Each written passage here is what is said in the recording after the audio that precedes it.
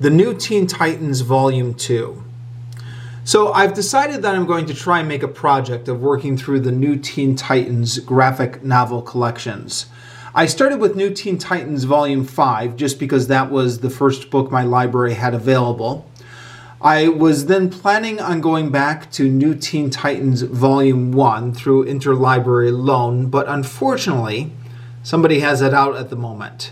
So I've gone to New Teen Titans Volume 2. I hope to do the New Teen Titans Volume 1 soon as it becomes available. I'm going to try and work through all of these graphic novels, or at least all the ones that I can get out of my local library, in order as much as possible, but jumping around where I have to because something's not available. So for example, going to Volume 2 first instead of Volume 1, and try and work my way back to Volume 1 when I can. Now, in the last video I did on the New Teen Titans, the New Teen Titans Volume 5, I gave my history with the New Teen Titans, and I talked about why I liked the group in general and what my overall impressions were of the New Teen Titans. As I go through this volume by volume, there's going to be a danger of me repeating myself because a lot of them really are very similar to each other. The things I like about the group overall are also the things I like about each individual volume, and same with the things I don't like. So in order to avoid the danger of me just repeating myself every time I make a new video on one of the New Teen Titans volume, I'm going to try and avoid general comments about the series overall, unless where appropriate, and maybe just go through and comment on the individual stories as I come across them, or as they are listed in the book. So this volume has the New Teen Titans number 9 from July 1981. Up to the New Teen Titans 16 from February 1982. It's also got a little bit of an introduction by Marv Wolfman, talking about his thoughts on the series. This was something that New Teen Titans Volume 5 did not have. I don't know if it might vary from edition to edition, but the edition I read of New Teen Titans Volume 5 did not have any sort of introduction like this. So Marv Wolfman says a few different things in here, and maybe I'll come back to some of the things he talks about as I go through the book. But he does say that these issues 9 to 16 is when they were still finding their feet a little bit. So the comic book had been established in the first 8 issues. In issues 9 to 16, they were beginning to learn what they could do and what they couldn't do with this group and what the possibilities were. So, in other words, these aren't the best issues of the New Teen Titans, but these are the issues when the group was beginning to hit its stride. The first issue is, in this collection, issue 9, Like Puppets on a String, is the New Teen Titans fighting the Puppet Master. According to the introduction by Marv Wolfman, and also according to the footnotes within the comic itself, a Puppet Master is one of the Green Lantern villains who's here to battle the New Teen Titans in a storyline that's only is one issue. In the introduction, Marv Wolfman says that he likes to alternate kind of the bigger storylines with the shorter one-issue stories. So here we have one of the shorter one-issue stories. This wasn't one of my favorites. The story itself wasn't particularly compelling. It was only one issue.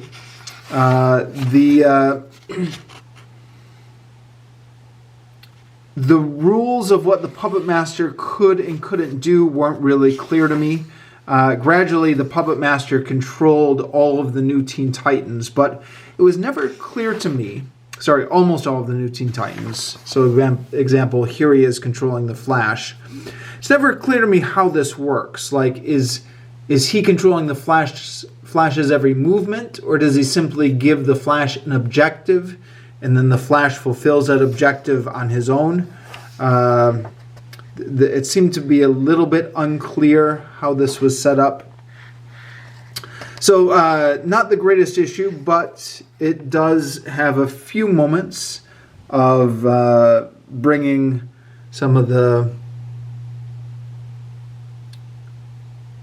interesting subplots of the new Teen Titans. So Victor Stone with his love interest Sarah Sims, bringing in the Raven.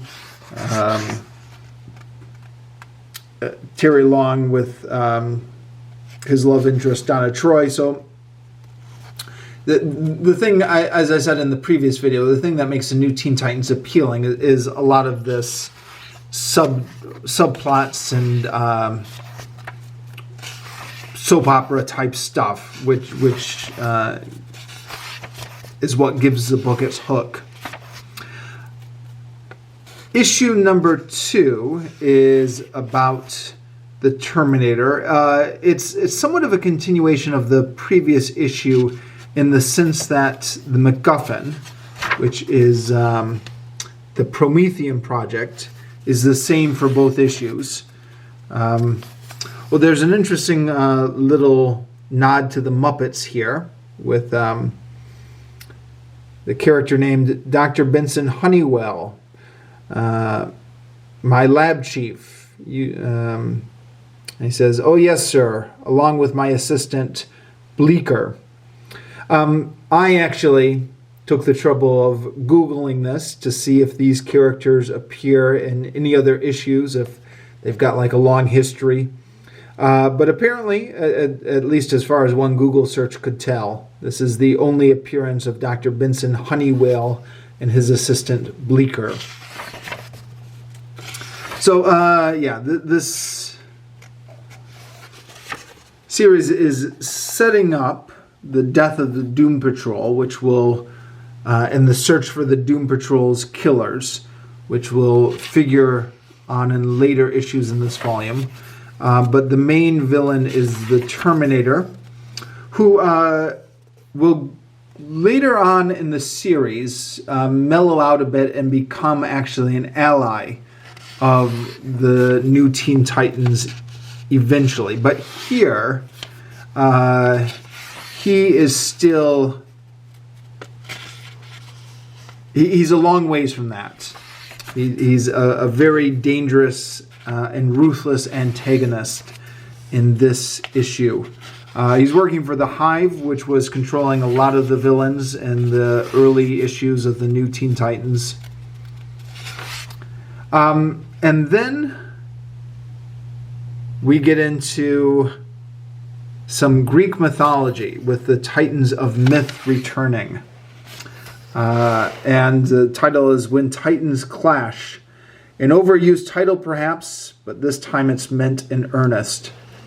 In the introduction at the front of this book, Marv Wolfman admits that Titans Clash is a very overused title, but he says, well, if you're ever going to use it, this is the place to use it, when the Titans of Myth are clashing with the new Teen Titans. So, in the introduction of this volume, Marv Wolfman says he loves working in Greek mythology because he's a big Greek mythology nut. Interestingly enough, Marv Wolfman says George Perez didn't know any of these stories, the Greek mythology stories, when they were co-creating this book. But George Perez got into it because of Marv Wolfman. And the connection to Greek mythology is, of course, Donna Troy, who in the comic books comes from the Amazon, the same as Wonder Woman. Donna Troy is Wonder Woman's little sister. Kind of. I know her history is more complex, but for simplicity's sake, we'll just call her Wonder Woman's little sister. So Wonder Woman has connections to Greek mythology. She's from the mythical Amazons and was created in part with the goddess Athena. So that's our connection right there to Greek mythology. plus, of course, the name, the Titans of Greek mythology, and then the Titans of DC Comics. My memory from the days when I was collecting these comics is that there are actually a lot of issues in which the gods of Greek mythology interact with the Titans or have to battle the Titans, as the case may be. So this is one of many storylines in the Titans that involves Greek mythology. Now, I hate to be pedantic, but I'm going to be pedantic, I guess. The storyline here is that the Titans of myth escape from their prison underground. So if you know anything about Greek mythology, you know that the Titans were the original gods. They fought a war against the Olympians, the main Greek gods, and they lost, and they were imprisoned in Tartarus. But here Hyperion, the Titan, breaks out of Tartarus and lives again. And this is him breaking out of where he's been imprisoned and returning to the above ground world. Except actually, Hyperion was not one of the Titans who was imprisoned. So some of the Titans were imprisoned in Tartarus, but not all of them. Some of the Titans did not actually fight against the Olympians in the great battle, and they were not imprisoned with the rest of them. Hyperion was one of the ones who was not imprisoned. So this is, I guess this is a mistake, maybe. And then later, when the rest of the Titans from myth get broken out from their prison, let me see if I can find the panel. We have some other ones who were also not imprisoned.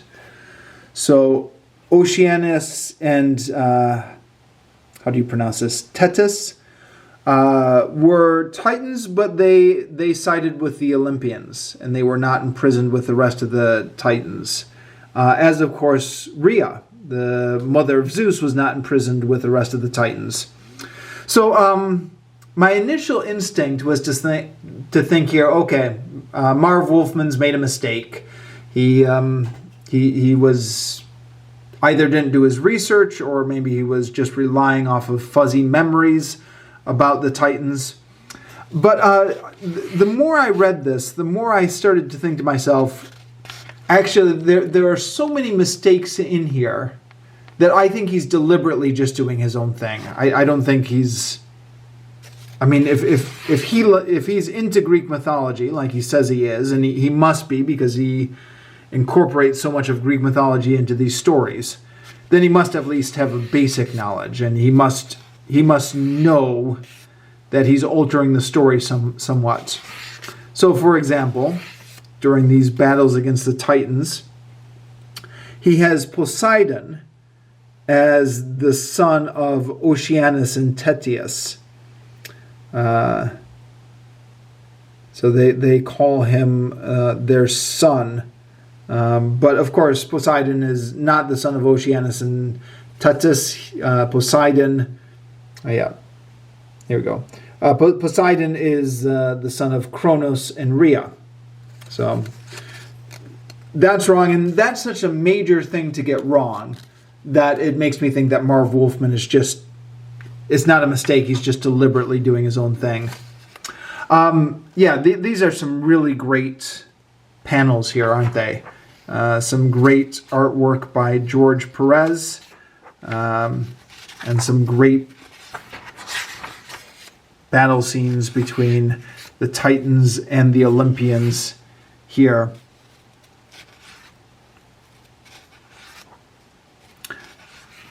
Okay, moving on to the next story. So one of the next storylines that becomes prominent is the quest for the killers of the legendary Doom Patrol.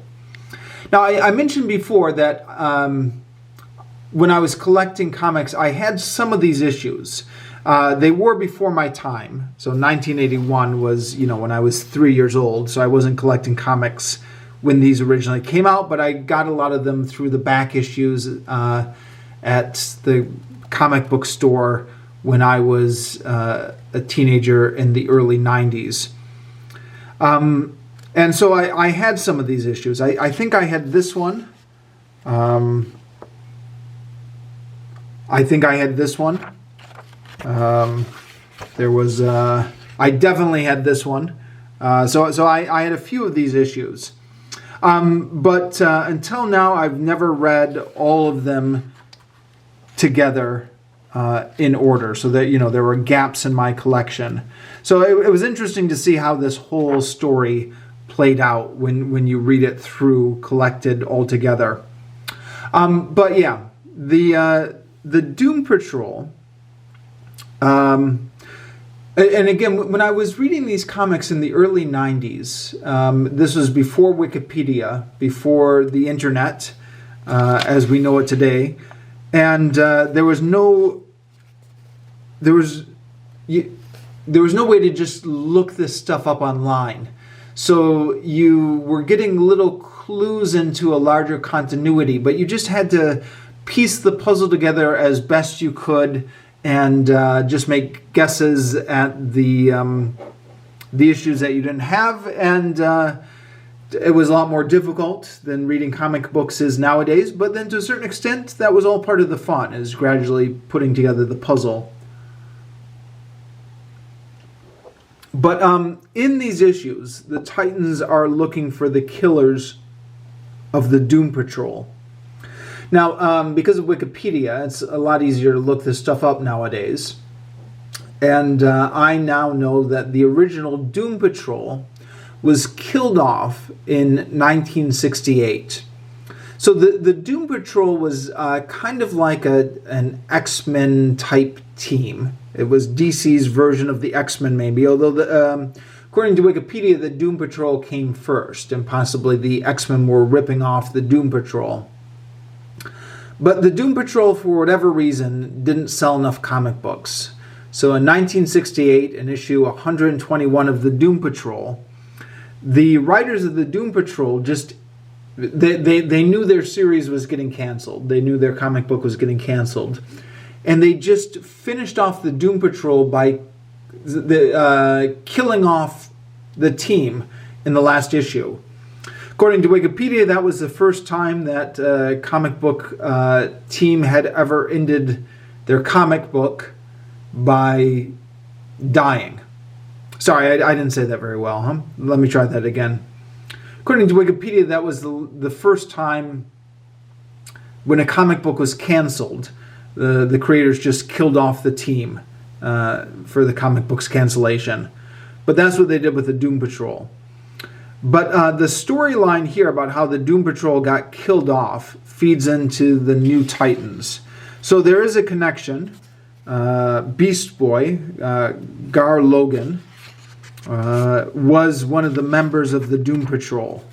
He was one of the junior members. So he's got a vested interest in finding the killers of his former teammates. And then there's Robot Man here, who was one of the Doom Patrol members who survived and is guest starring in these issues as they're trying to find the killers of the Doom Patrol. Now, something I didn't realize, again, until Wikipedia, is the rather large time gap between when the Doom Patrol got killed off and when these issues came out. So, again, when I was first reading these issues, and they were talking about the hunting for the killers of the Doom Patrol, I assumed that the Doom Patrol had just gotten killed off like the previous year. I didn't realize that the Doom Patrol had gotten killed off all the way back in 1968. And, these issues are in 1981. But, yeah, there you go, huh? So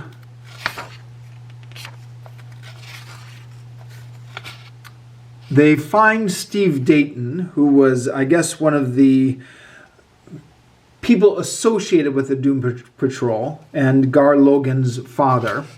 He's got his Minto costume, which gives him some sort of mind power.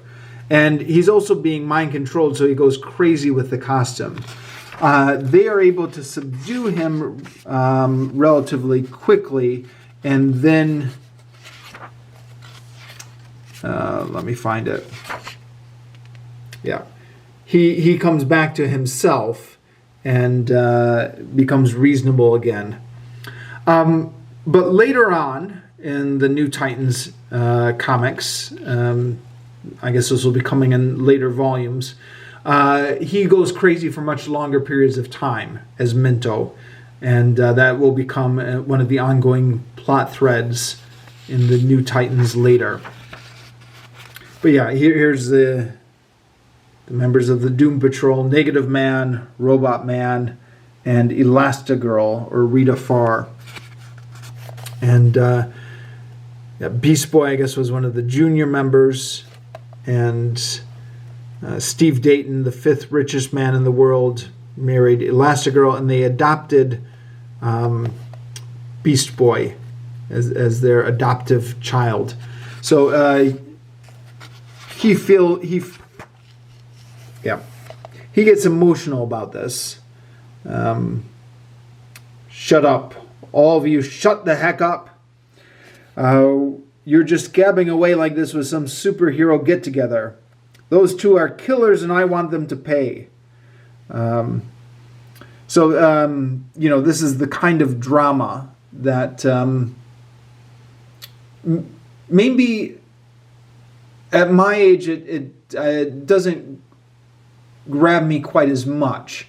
But when I first read these issues when I was 14 or 15 or whatever, I thought, okay, this is really intense drama type stuff. You know, the emotions of these characters.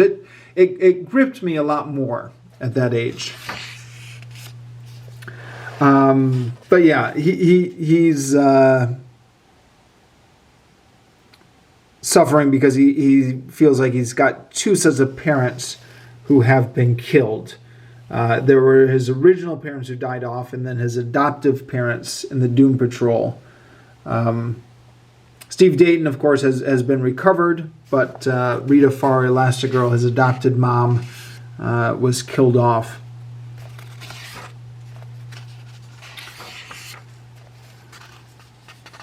They end up in a battle.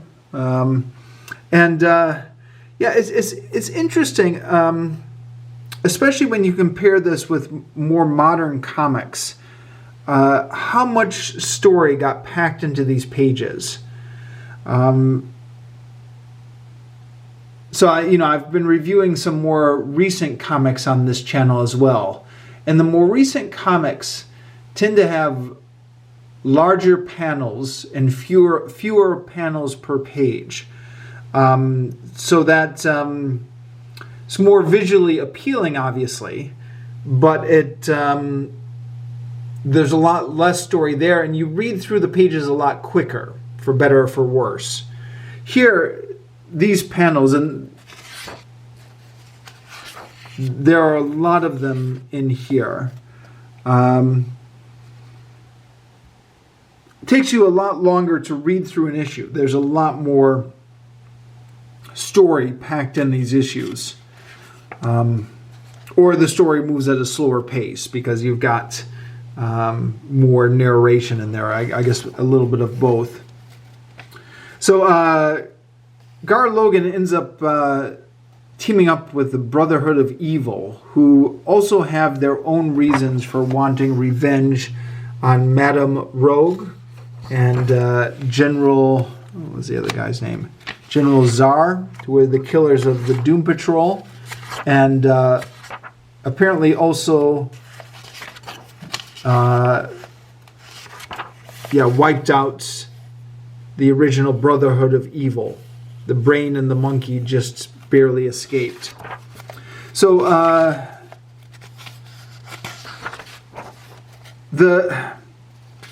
I don't know. When I was younger, the action scenes were a lot more appealing to me, because what do, I mean, boys just love action, right? Now that I'm older, a lot of this fighting and action seems to be a little bit tiring to me. I mean, it's still a little bit fun, but it's more the interpersonal drama of these characters that I find appealing, and the action can get a little bit boring. But there is plenty of action here. And then, yes, this is another issue I think I had. Again, I got this in the back issue bin at my local comic store. And it did have a preview of Captain Carrot, which was a kind of parody of Superman, but done with animals. And they still have the cover here, leading you to believe that you are going to get the free Captain Carrot preview pullout. But alas, not for the graphic novel reprint. Maybe it's just as well. The Captain Carrot preview pullout would have been a little bit distracting. But here, the cover pretty much gives you the story. Starfire wants to revenge on the Hive killer who killed the man that she loved, and the other Titans aren't going to let her do that. Now, as you start this issue, you think, wait, what man that she loves? I thought she was in love with Robin. And then we find out here in this issue that Robin has put the ice on their relationship because it's not good for teamwork. She has looked for romance elsewhere and has met a young man who she fell in love with. It's a little bit cheap because for the drama that they're going for here, they probably should have set this up over more issues. So the man that she's in love with, as far as I can tell, shows up for the first time in these issues. In this same issue. So she goes from never having seen him before to dating him to falling madly in love with him to him dying and her wanting revenge on his killer. It's quite a melodrama all in one issue. Maybe I shouldn't be complaining about it. Maybe I should just be glad that you get a lot of bang for your buck in this one issue. But it is, yeah, it does come out of nowhere. For the emotional impact they want this story to have, I think we would have needed to see this character over several issues and had more time to get invested in him and their relationship. As it is, he appears in one issue, he gets killed off in that same issue, and then we're supposed to be involved in Starfire's grief over his death. But it's like, okay, well, who is this guy? We just met him here in this issue. But it does set up a confrontation between Starfire and the other Titans. Starfire, coming from an alien world, is a lot more bloodthirsty. The other Titans are always trying to tell her that she is not allowed to kill as being a superhero on Earth. It works out okay. And yeah, here I come to the end of the issue. So this is a good place to finish here. And I will return, hopefully in the near future, with another volume of the new Teen Titans.